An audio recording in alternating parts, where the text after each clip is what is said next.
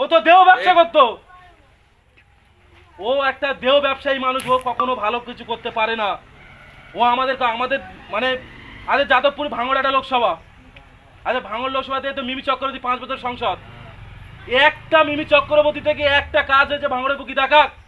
যে মিমি চক্রবর্তী একটা কাজ করেছে এই 5 বছর? মিমি চক্রবর্তী একটা কাজ করেছে দেখাক? কবে সে আইলা ঝড়, কি ঝড় হয়েছে ইয়াস, ও বাবু একদম মেকআপ ফেকআপ সেটিং ফেটিং করে বাবু হু করে ভাঙড়ে হাওয়ায়, আবার আবার পাশে আবার বলতে বাবু এসিতে চলো এসিতে চলো। আর আমরা কি শালা কি ফালাঘাটের ময়দান নাকি? ওই চুল সাদাদের বড় বড় ডায়লগ, দীর্ঘ 34 বছর ডায়লগটা মেরে এসেছে। কি হয়েছে? বাংলা শস্য বাংলায় রয়ে গেছে, বাংলা শস্য বিদেশে চলে গেছে। তোমার বাপের দলটা ভালো, তোমার বাপের দলটা ভালো।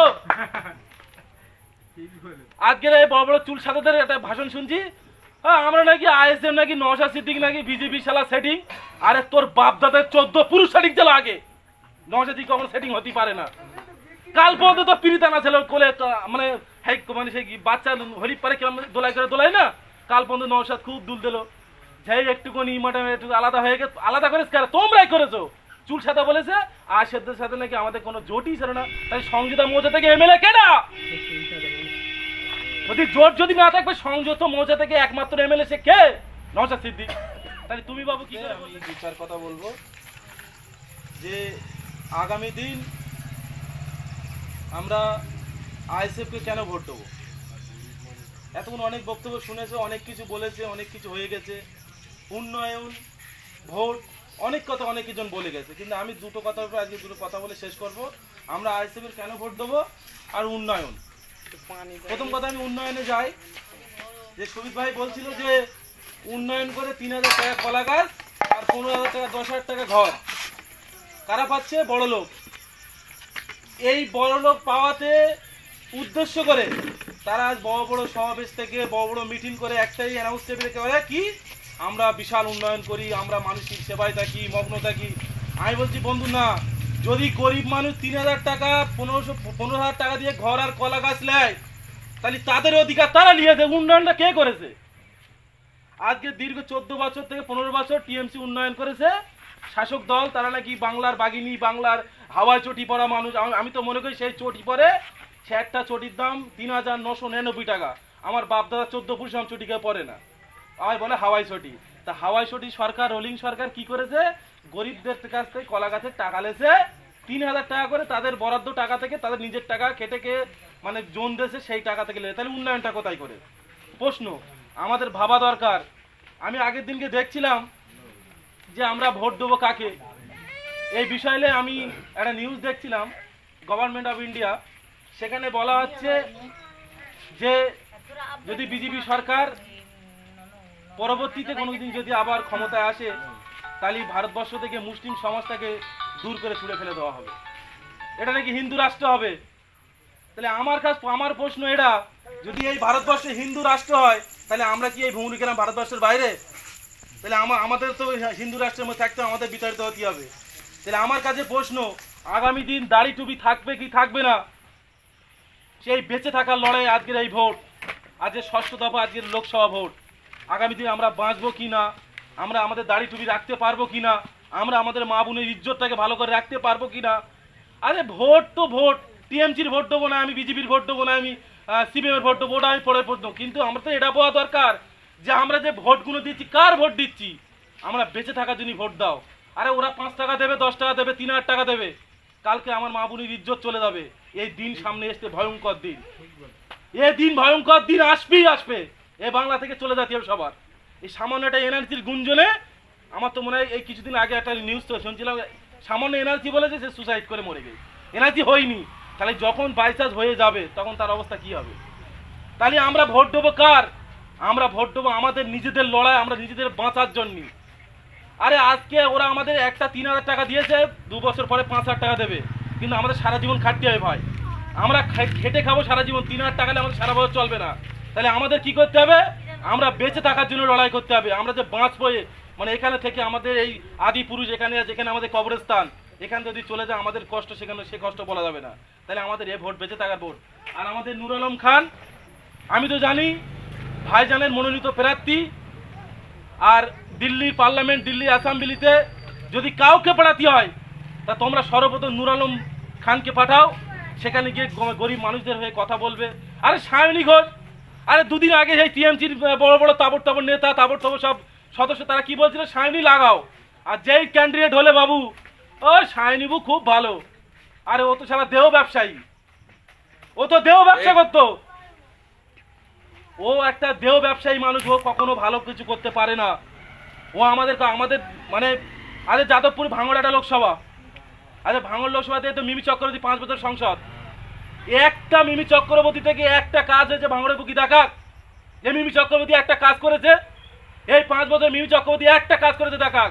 কবে সে আইলা ঝড়, কি ঝড় হয়েছে, ইয়াস ও বাবু একদম মেকআপ ফেকআপ সেটিং ফেটিং করে বাবু হু করে ভাঙড়ে হয়, আবার আবার পাশে আবার বলতে বাবু এসিতে চলো, এসিতে চলো। আর আমরা কি শালা কি ফালাঘাটের ময়দান নাকি? ওই ভোট আসলে আমাদের শালা বিরক্ত। আর কিছু কিছু আমাদের গ্রামের নেতা বড় বাবুগিরি দেখাচ্ছে, বাবুগিরি। আরে এখন তো মানুষের কথা বলে না।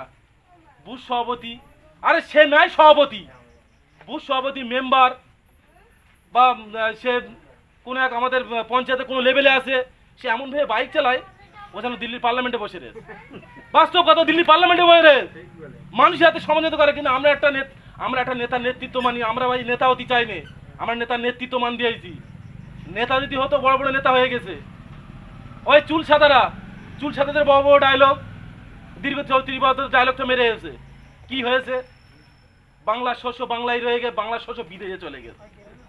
আর গ্রামে, আমাদের ভুমনি গ্রামে নাকি বড় বড় নেতারা বড় বড় হুমকি ঝুমকি দিচ্ছে। বাবু 34 বছর আর এই 16 বছর, প্রতিটা দিন আমাদের কাছ থেকে এক একটা দিন কি উন্নয়ন দেশ। একটা সমীক্ষায় পারফরমেন্স করা হয়েছে, একটা মানুষের হয়ে ভারতবর্ষ থেকে 1 কোটি কত টাকা বরাদ্দ করা হয়। বাবু এই টাকাগুলো কোথায় গেছে? ভোট চাইতে আসতো, ভোট, এটা কোথায় গেছে? এখানে আছে 1.5 লাখ টাকা, 1.5 লাখ টাকা কলা গাছের টাকা তো তোমাকে ফেরত দেওয়া হলো। এই কলা গাছের টাকাটা কই? কজনা পেয়েছে? কজন এই কলা গাছের টাকাটা পেয়েছে? 1.5 লাখ টাকাটা কোথায়? বড় বড় ভাষণ দিয়ে, বড় বড় একদম বুলিয়ানা, একদম মেকআপ শেকআপ মেরে তো একদম ভোট চাইতে এসো। হ্যাঁ অমুক ভালো না, ও দল ভালো না, এ দল ভালো না, তোমার বাপের দলটা ভালো, তোমার বাপের দলটা ভালো। আজকের এই বড় বড় চুল সাদাদের একটা ভাষণ শুনছি, হ্যাঁ আমরা নাকি আইএসএম নাকি নওশাদ সিদ্দিক নাকি বিজেপি শালা সেটিং। আরে তোর বাপ দাদার 14 পুরুষ সেটিং ছিল আগে, নওশাদ সিদ্দিক কখনো সেটিং হতেই পারে না। কাল পর্যন্ত তো পিরিতানা ছিল কোলে, মানে মানে সেই বাচ্চা হরিপ পারে কেমন দোলাই করে দোলাই না, কাল পর্যন্ত নওশাদ খুব দুল দিল। যাই একটুখানি একটু আলাদা হয়ে গেছে, আলাদা করেছে কারা? তোমরাই করেছো। চুল সাদা বলেছে, আর সেদের সাথে নাকি আমাদের কোনো জোটই ছিল না। তাই সংযুক্ত মৌজা থেকে এমএলএ কেনা, যদি জোট যদি না থাকবে, সংযুক্ত মৌজা থেকে একমাত্র এমএলএ সে কে? নওশাদ সিদ্দিক। তাহলে তুমি বাবু কি করে বললে যে আমাদের জোট ছিল না? কি করে বললে জোট ছিল না? আরে এই আওয়াজ তো আজ পর্যন্ত আমি জীবনে কোনোদিন এখানে এসে কথা বলবো বা অন্য কোনো মঞ্চ থেকে কথা বলবো এরকম কোনো ভাবিনি। কিন্তু এগুলো হচ্ছে সত্যের কথা। 10 টাকা খাইনি, কারুর বাপের 10 টাকা খেয়ে রাখি না যে আমরা কথা ঠিক করে বলতে হবে, গালাগালি দিয়ে কথা বলতে হবে। মোদাসের বাবু বড় বড় কথা বলে ফেলে সেই করা, আর ও তো ভয়। আমরা কিন্তু জোরদার ভেবে কথা বলতে রাজি আছি। আমাদের কথা জোরদার থাকবে, আমরা ভোট চাইতে পারবো, কারণ আমাদের বেঁচে থাকার লড়াইতে আমরা চলছি। আরে 3000 টাকার লড়াই না, 3000 টাকা তো আমরা দেই যাচ্ছি। এক বছর যদি 5000 টাকা পায়, আমার ফ্যামিলিতে 7 জন মানুষ, ওই 5000 টাকা কিছু হবে? সারা জীবন খাটতে হবে আমার, ব্যয়ের কাজ করি কি জোন দিয়ে যা করতে হবে। তাহলে এই 5000 টাকা আমরা এই এনআরসি থেকে ফান্ডটা ও ফান্ডটা সেটিং যদি কেউ হয়ে থাকে, তা সেটা হচ্ছে দিদি ভাইপো হয়ে বিজেপির সাথে সেটিং বলে, ভাইপোর 5000 দিয়ে গেলি আমি দরকার বিজেপিতে জয়েন করবো। আর এই 2 কোটি মানুষ, বাংলার 2 কোটি মানুষের কথা একবার ভাবলো না। সেই কোথায় হাওড়ার ব্রিজে বসে গল্প করতে, বাবা সে কি গলায় গলায় মানে যারা প্রেম করে দিদি আর মুদি, ও বাংলার মানুষের কথা কি করে ভাববে? ও শুধুমাত্র ক্ষমতার লোভে কি করে দুর্নীতি করব, কয়লা কাণ্ডে, গরু পাচার কাণ্ডে কিভাবে খাবো, সেই দুর্নীতি করার জন্য শালা ও পার্টি রয়ে গেছে। আর আমি আরেকটা কথা বলে শেষ করছি। আগামী 1 জুন আসছে দিন, খাম চিহ্নে ভোট দিন ভাই। বেঁচে থাকার লড়াই, বাঁচতে হবে। 3000 টাকার জন্য লড়াই না। আর 1.5 লাখ টাকা ভাই তুমি কোথায় পেয়েছো, কি করেছো? যদি আমরা আমাদের মুখ খোলার চেষ্টা করি, যদি মুখটা খুলতে দাও তাহলে কিন্তু ভয়াবহ হবে। আর যদি বলো না মুখ খুলবো না, তাহলে সৎ ভেবে যাদের যাদের টাকা নিয়েছো ভাই সৎ ভেবে দিয়ে দাও। আমরা কিচ্ছু বলবো না, আমরা এখানে ঝামেলা লড়াই করতে আসি না। আজকের 16 বছর আগে প্রথম যখন টিএমসি দল আসে, তখন দেখেছি আমার ঘরের ভোট কারেন্টের বোর্ড, তখন হুপ হুপ হুপ মানে হুপ লাইন। বাড়ি গিয়ে দেখি যে এই বোর্ড সমেত দেখি তার ছিঁড়ে চলে এসে কোথায়, এই বাইরে তখন এই মাটির তখন রাস্তা ছিল, সেখান থেকে চলে এসে ওই যে আমার গোলাম মামা বসে রয়েছে, গোলাম মামার ঘরের বোর্ড রাস্তায় পড়ে রয়েছে। কি হয়েছে, অমুক অমুক অমুক জনা, এরা ক্ষমতার বলে। আবার কি আমার মাঝে মধ্যে কাঁচা মারতো, হাফ প্যান্ট, এই চলো ওর ঘর ভাঙবো। কিন্তু আমরা যদি মনে করি যে আমরা ঝামেলার সাথে আপোষ করবো, অনেক কিছু হয়ে যেত। ভূমির গ্রামে অনেক কিছু হতো, কিন্তু আমরা কখনো ঝামেলা চাইনি, ভবিষ্যতে চাইবো না। আসো আমরা একসাথে গলায় গলা মিলিয়ে আগামী 1 জুন আসছে দিন, আমাদের খাম চিহ্নে ভোট দিন, বাঁচার লড়াইতে আমরা বেঁচে থাকি। আগামী দাড়ি টুপি থাকবে কি থাকবে না, আমাদের মা বোনের ইজ্জত বাঁচানোর জন্য আমি হাত জোড় করে বলতেছি, এ ভয়ঙ্কর পরিস্থিতি। আজকে আমরা গাছের ডালে নেচতেছি, কিন্তু মানে যে সাম্প্রদায়িক দল দিল্লির বুকে এক বহুত মাথা ছাড়া দিচ্ছে, তারই বাচ্চা, তারই গানের বাচ্চা আছে দিদি ভাইপো। আর আবার একটা 3rd বের গেছে, তার তো ভয়াবহ কথা। ওসব আমি থার্ড পার্সেন্ট অ্যালাউ থাকে না, ও থার্ড পার্সেন্ট পিছনে থাকে, এই পোঙা ধারে থাক। 3rd পার্সেন্ট অ্যালাউ হয় না, ও গুটি কত লোক আছে ট্যাঙ্ক করতে না, ও ট্যাঙ্ক করে দিলে আবার চলে যাবে, ও সব ভাবনা ভাবিনি। তাই বলছি বেঁচে থাকার লড়াই আগামী 1 জুন আসছে দিন, আইএসএফকে ভোট দিন, আইএসএফের মনোনীত প্রার্থী নূর আলম খানকে ভোট দিন। আর আমরা সকলে মিলে কাঁধে কাঁধ মিলিয়ে ঐক্যবদ্ধভাবে আমরা ভোট কেন্দ্রে এসে আমরা সকাল সকাল ভোটটাকে আমরা মেরে দেবো। এই বলে আমার সংক্ষিপ্ত বক্তব্য শেষ করছি। আইএসএফ জিন্দাবাদ, নওশাদ ভাইজান জিন্দাবাদ, আব্বাস সিদ্দিক জিন্দাবাদ।